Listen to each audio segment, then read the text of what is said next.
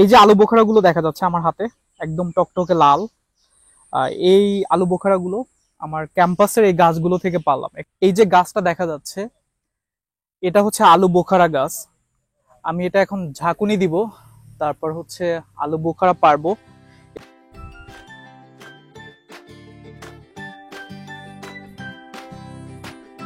এটা আমার বিশ্ববিদ্যালয়ের মধ্যেই। আমি এই পথ দিয়ে যাচ্ছিলাম, তখন দেখলাম বেশ কয়েকজন স্টাফ এরা ঝাঁকুনি দিয়ে ফল পাচ্ছে এবং নিয়ে যাচ্ছে। এবং এই যে জায়গাটা, সম্পূর্ণ জায়গাটা, এই জায়গাটায় সব জায়গায় আলু বোখারা পড়ে আছে। সো এটা ঝাঁকুনি দিব, দেখবো পরে কিনা। এটা তো পরে না, গাছটা যদিও খুব শক্ত, এই ডালটায় নাই, বাট দেখি।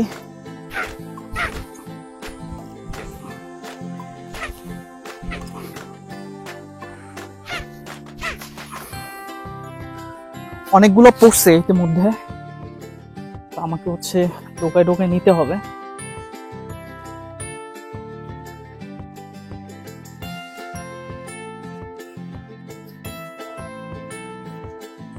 এগুলো নিব কিভাবে?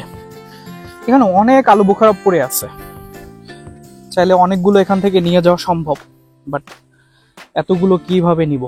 ক্যাম্পাসে এরকম অনেকগুলো গাছ আছে, অনেক ফলের গাছ আছে, চাইলে তারা এভাবে এই যে আলু বোখারার মতো তারা পেরে খেতে পারে। এটা ক্যাম্পাসে সবার জন্য উন্মুক্ত, বিশেষ করে স্টুডেন্ট, তারপর এখানকার স্টাফরা যারা আছে, টিচার যারা আছে, তারা এভাবে ফল খেয়ে থাকে।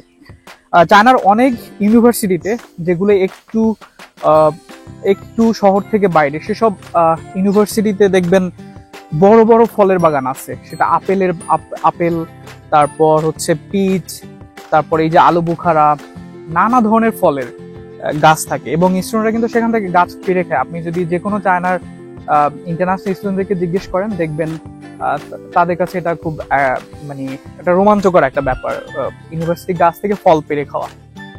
সো আমার কাছেও ভালো লাগলো। আর আমি হচ্ছে এগুলো এখন একটা পলিথিন ভরে নিয়ে যাব। আর চাইলে এর থেকে অনেক বেশি ফল এখান থেকে নিয়ে যাওয়া যায়, বাট এত ফল দিয়ে আমি কি করব? এটা আলু বোখারা যদিও খেতে ভালো, নিয়ে যাবো আর কি। আমি আমার এই যে জুসের প্যাকেটটা আছে, এই পলিথিনে করে এখান থেকে কিছু আলু বোখারা আমি যেগুলো সংগ্রহ করলাম গাছ থেকে, এগুলো ভরে ভরে নিয়ে যাব। আর আরো কিছু এখান থেকে খুঁজতে হবে ভালো দেখে। গাছের নিচে যেগুলো পড়ে আছে এগুলো ম্যাক্সিমাম মানে অনেক বেশি পাকা, যেগুলো পড়ে নষ্ট হয়ে গেছে।